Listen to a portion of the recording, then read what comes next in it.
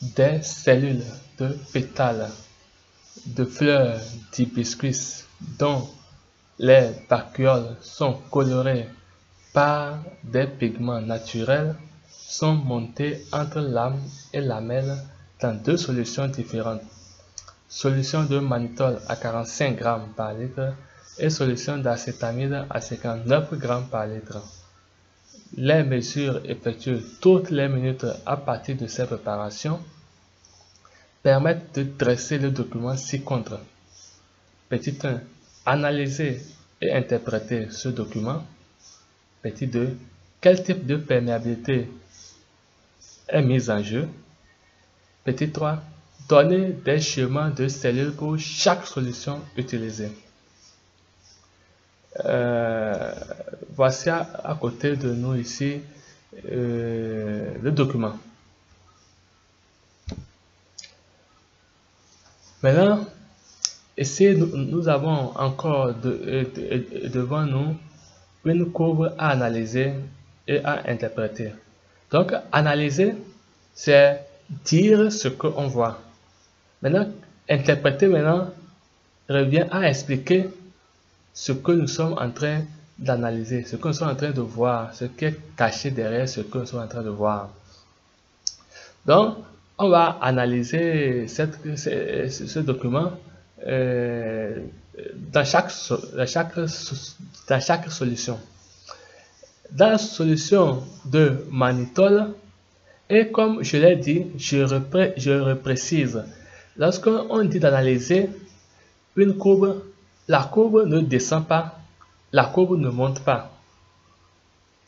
Mais la courbe traduit une information et cette information est ça qui est en ordonnée. Donc c'est ce qui est en ordonnée, c'est de ça que nous allons parler. C'est ce qui est en ordonnée, c'est ça qui diminue, ou bien c'est ça qui décroît, c'est ça qui augmente, c'est ça qui voilà, croît. Donc par rapport à notre exercice ici, ce qui est en ordonnée, on a un rapport taille vacuole sur taille cellule. Donc, on va analyser. Dans la solution de mannitol, le rapport taille vacuole sur taille cellule diminue progressivement. Puis devient constant. Voilà. Donc, ce rapport dans le mannitol diminue progressivement, puis devient constant. Or, ceci est dû à la sortie d'eau des cellules. C'est-à-dire que là où le rapport est en train de diminuer, ça traduit la sortie de l'eau de la vacuole. Donc, ça veut dire que notre cellule se trouve dans un milieu hypertonique.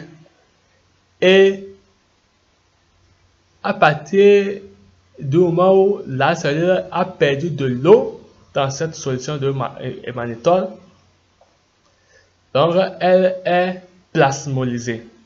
C'est une cellule plasmolysée. Donc, le rapport taille vacuole sur taille cellule dans la solution de mannitol diminue progressivement puis devient constante. Ceci est dû à une sortie de l'eau des cellules car elle se trouve dans un milieu hypertonique. La cellule est plasmolysée. Dans la solution d'acétamide, le rapport taille vacuole sur taille cellule diminue. Ce rapport diminue rapidement dans un premier temps. Dans un second temps, ce rapport augmente progressivement et reprend sa valeur initiale. Voilà. Donc, ceci s'explique dans le premier temps, quand le rapport diminue, c'est que les cellules ont perdu de l'eau et elles sont plasmolysées. elles sont plasmolysées. Maintenant, le retour du rapport à sa valeur initiale s'explique par le fait que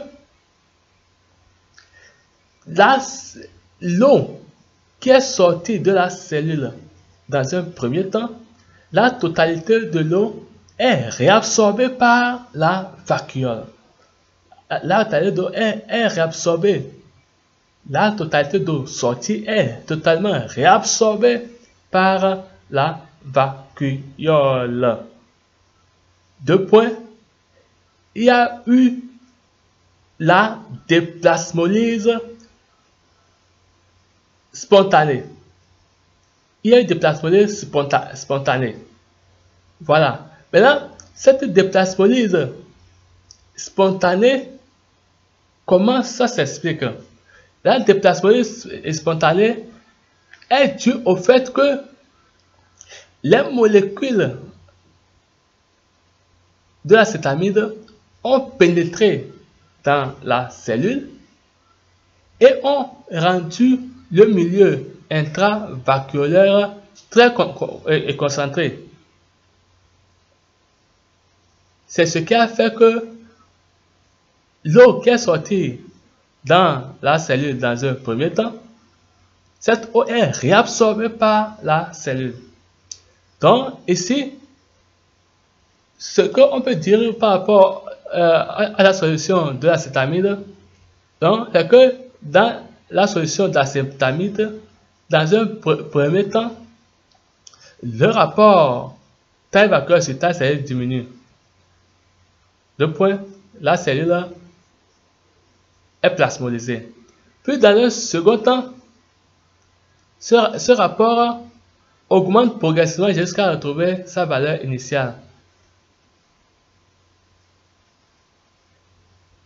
Donc, le retour à la valeur initiale s'explique par le fait qu'il y a eu une déplasmolyse spontanée qui est due à quoi? À l'entrée des molécules d'acétamide dans la cellule. Et cette entrée des molécules ont rendu le milieu intravaculaire hypertonique. Maintenant, on doit maintenant le type de perméabilité mis en jeu. Ici, la perméabilité est sélective car la cellule a laissé entrer les molécules d'acétamide, mais a empêché les molécules de magnétore de pénétrer en son sein. Maintenant, quels sont les schémas? On dit de représenter les schémas dans chaque solution. Dans la solution de magnétore, on a dit qu'il y a eu plasmolyse là-bas. Donc voici une cellule végétale plasmolysée. Donc vous allez annoter que c'est le cytoplasme qui est détaché,